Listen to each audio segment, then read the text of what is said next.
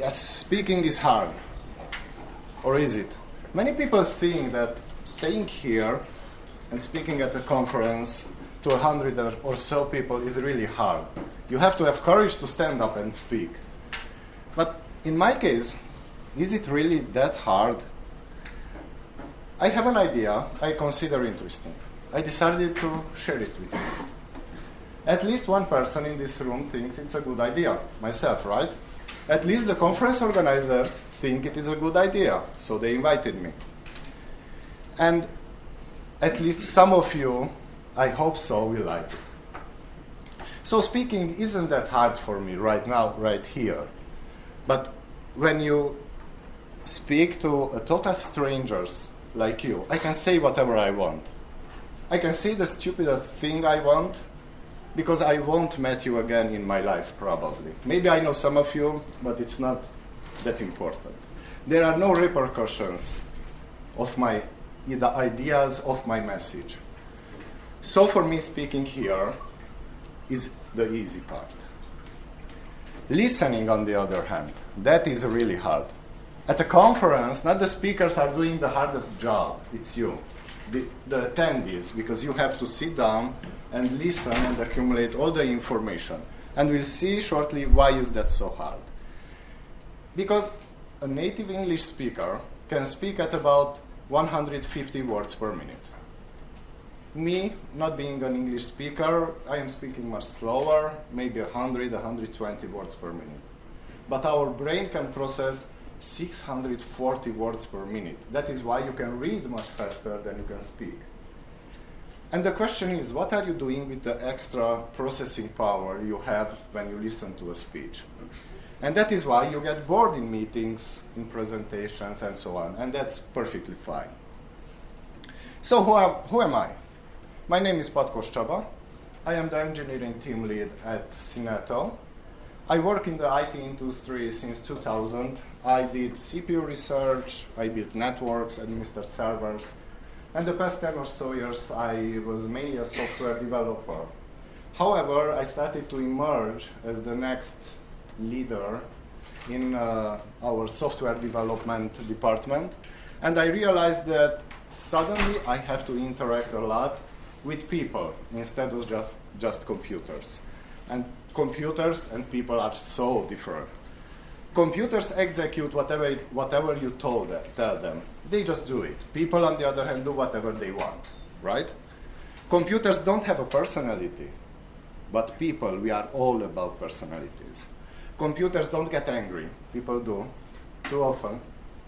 Computers don't try to convince you of anything. People do, very often. And finally, computers are not afraid to contradict you. If you write bad code, they will say, no, that's not running, period. But people are afraid of speaking. That is why speaking is hard, because if you have to speak to people with whom you have to live and work 8-10 hours a day, every day, there are repercussions. There are effects of whatever you say to the group, to the project, and so on. And as a team leader, I had a set of fears at the beginning. I had to think about if I'm emotionally hurting one of my colleagues in a meeting, how will I be able to work with him and how will our personal relation affect our work? Then, if you guide a novice programmer as a team leader to code in a certain way, you may take away their passion or reduce it. Or if you set people too strict work ethics or work limits, you will make them uncomfortable. And do you want to spend so much time with uncomfortable people? If you tell them exactly what to do, they will not discover their potential. If you don't tell them what to do, they will not produce what you expect to be produced.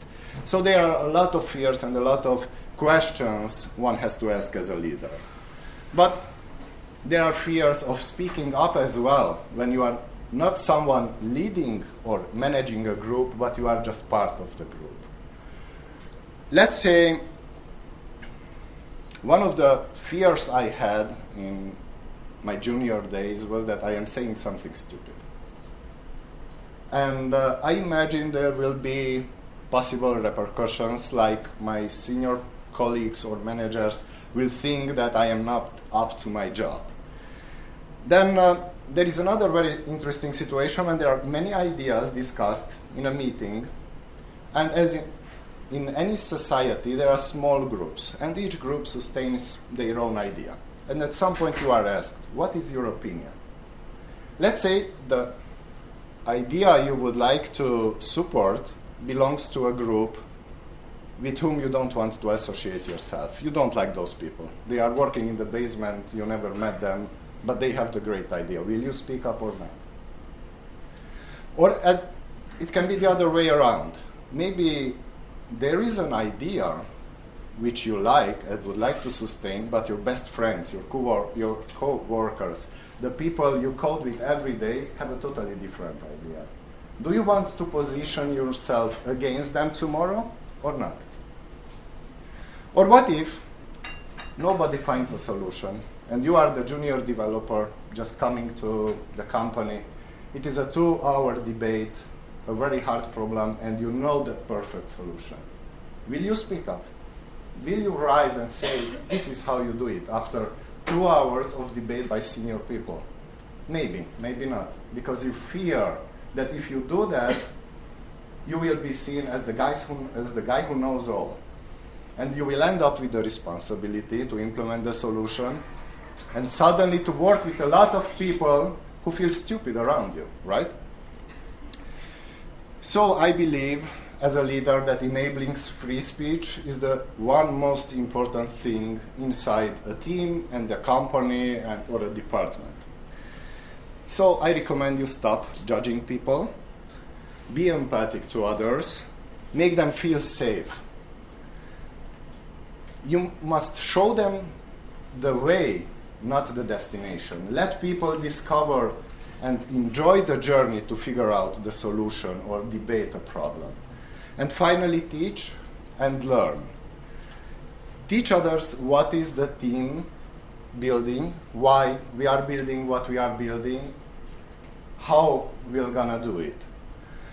And at the same time, learn from them. If a junior developer tells you something totally new, you never know, acknowledge it. Acknowledge it to him, acknowledge it in front of the others if possible.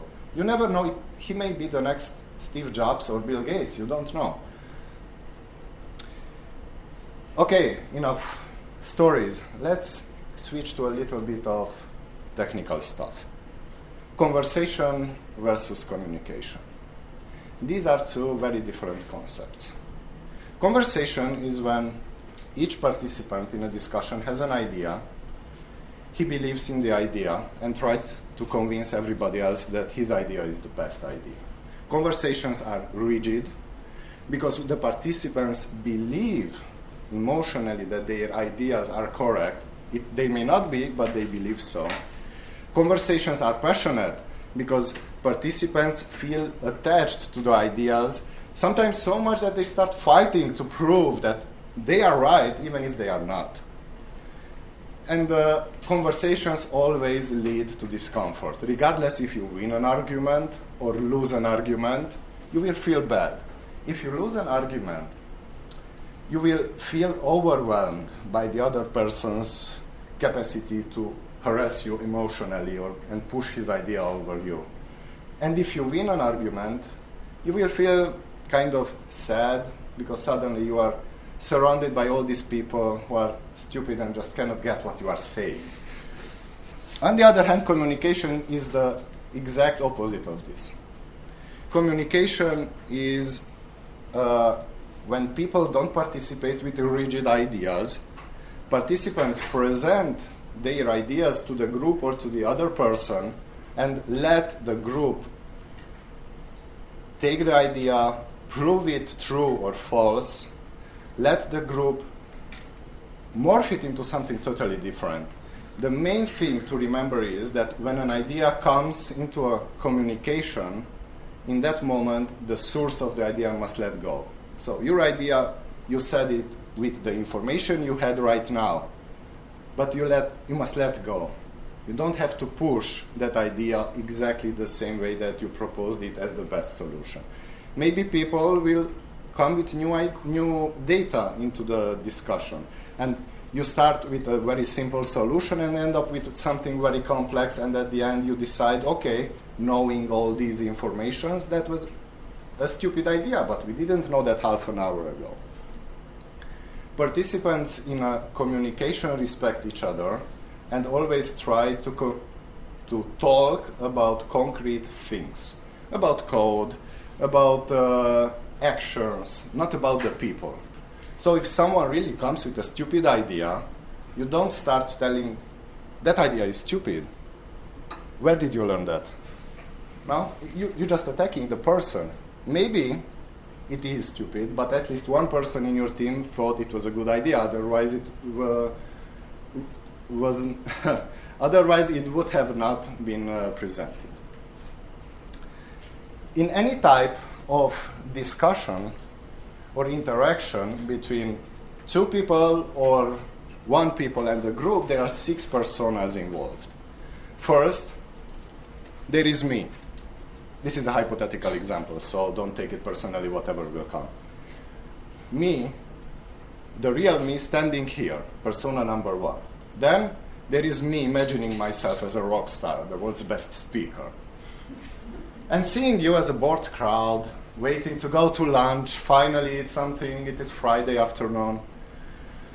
And then there is you, sitting at the table, the real you, imagining yourself as my fanatic fans.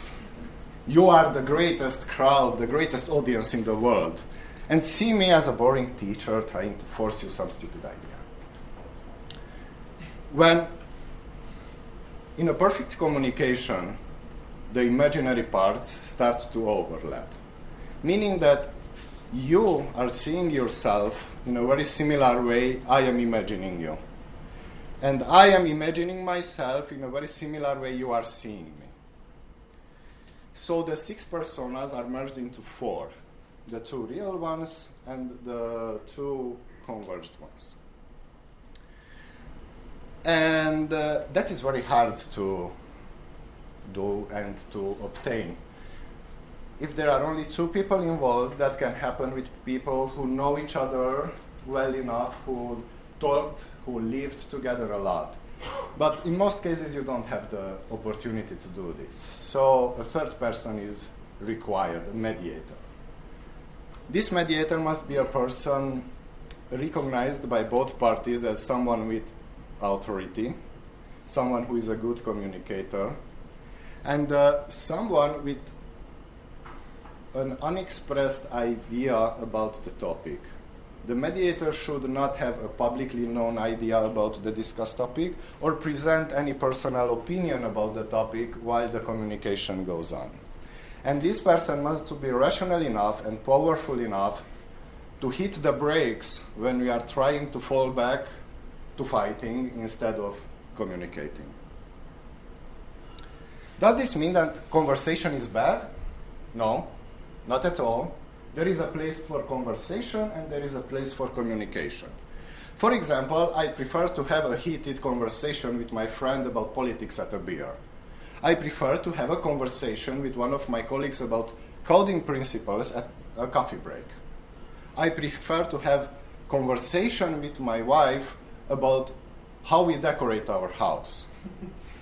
Right? On the other hand, I would like to have real communication with my manager when we decide the next big feature of our product. I would like to have communication with my team when we decide our coding standards and principles. And I would like to have communication with my wife when we order the furniture. As you can see, both conversation and communication can be applied at all levels of your life, both the social level, the professional level, and then in your family life. And we can achieve all this by following a few guidelines I synthesized by experimenting and reading stuff in the past 3-4 years. First of all, be empathic to people. That is probably the most important one. Constantly try to figure out how would you feel in their shoes. Let's say you are trying to explain something to a junior, you are the leader and trying to explain something to a junior developer. put yourself in their shoes. How was it a few years ago when you were the junior developer and your manager or your team leader tried to communicate with you? Was it good? If yes, do the same. Was it bad? Don't repeat their mistakes. And most of all, avoid emotionally harassing people. We have this tendency to just speak out what we think about people. Don't do that. Talk about concrete things, not about the people who created or was involved with things. And I will give you 3 examples here. Let's say you are a senior developer and one of your colleagues just pushed for code review the ugliest code you've ever seen in your life. It is like you are scared, you want to just quit your job and let it be. But you cannot. You have to deliver a very bad message to that person. In that moment, stop trying to analyze the person and talk about, in our case, the code. So it would be something like this. There is this code you submitted yesterday. I was looking at it and I think there are some issues with it. We have a set of coding standards and this code, although it produces the end result we wanted, it is not respecting our arrangement, our rules. Would it be okay if I help you or if we ask John to help you to fix this? Or would you like to fix it on your own? That is an approach which took out the person from the discussion. Instead of going, you could do the other way around, the bad thing, right? You could start, okay, what is this? This is what you learned at the university. This is what is taught to you at the college. Do you think this will work in production? You were watching Facebook and YouTube videos half the day. Stop doing that and start coding. Which one do you think will have the desired result? Everybody wants to have the good result, the good code, right? But if you attack the person, he will become defensive and he will have much less energy to invest into the solution because his mind will try to defend his ego, his persona, himself. But what if you have to deliver a very good news? You are again reviewing code. You just see the most beautiful class of Java in the history. What do you do? In these cases, I prefer to combine both the emotional side and the concrete side. So I prize the effort and the dedication of the person that produced this result. This is very important because as we are emotional beings, we remember emotions much more strongly than concrete things. I can ask you, anybody, when were the last time you were happy? You will know it. When were the last time you've seen a bus on the street? You will not know it. And it was maybe half an hour ago, and you maybe were happy 2 years ago. It doesn't matter. You remember the feelings. So this will help the person to connect a feeling with an end result and have a tendency to repeat it because he will know that that type of end result will produce a good feeling. And I believe I actually, that's it. But there are situations when things are uncertain and there are no concrete stuff to talk about. What do you do then? What do you do if you assigned a task to a junior developer? You decided that it should be a 5-minute task. 2 hours later, he's still coding, banging his head, using all the words I cannot say on record. And again, what do you do? There is nothing to talk about. There is no code, no solution, nothing. You just saw them. In that moment, you can fall back and express your observations. What did you observe? So you take something a little bit abstract as an observation and transform it into something concrete. And you can go and say, I observed you have a hard time with this task. I think again, an opinion transformed into something concrete. I think that this task may be more difficult than I thought of when I assigned it to you. Would you mind if John, who has 10 years experience, will pair with you half an hour? I bet he will say yes every time. And he may be a little bit anxious because he invested a lot of effort in that task which wasn't done, but he will not be upset, or he will not feel suppressed, or he will not feel that you take away his toy, his task, when somebody else comes and helps. And finally, listen. Everything I say, this is the most important and the hardest part. What do you do if your manager asks you to his office after you submitted the solution for a problem and starts screaming at you? It makes you an idiot. It makes you, okay, all the other words. And he is just ranting. He is just talking about you, how you failed, and so on. Try to get the feelings out of your head. It is very hard. But remember, you listen to him 150 words per minute, maybe 200 if he speaks very fast when he's nervous. And you still have about 400-500 words per minute in your brain unused. Naturally, we use that to defend ourselves, especially if somebody attacks us. But instead of that, try asking yourself questions. Was your submitted solution good? Maybe, there were 2, 3, 4 small issues, but were they really small? Which one of them of those issues started pushing his buttons so he became so nervous? Most of the time, he will tell you the answer, but you have to actively filter out all the noise to figure out the information. On the other hand, where is genuine communication, I prefer to use some of my energy to keep it at the communication level, because we have this natural tendency to fall back to conversation and start arguing about things that are not even important for the current situation. And finally, there is probably the most common case when you go to a meeting. The first 5-10 minutes are cool, then you just get bored and your mind starts to fly. In an hour, you just wake up, everybody left, and you don't know what happened. What I do is, as I am in a team leader position, when I participate in meetings that I am not leading, I usually know more than half of the information that will be said there. So what I do is take information in slowly, because I already know it, and try to imagine various ways to apply that idea into my daily work, or how would that go on with the project. But I am very careful not to allocate all my energy to this, because then you will again lose the discussion and you may answer a question that was clarified half an hour ago. So this is my recommendation. Use your energy to think about the topic, even though you may not be able to reply or contribute to it. It will help you focus and stay in the discussion.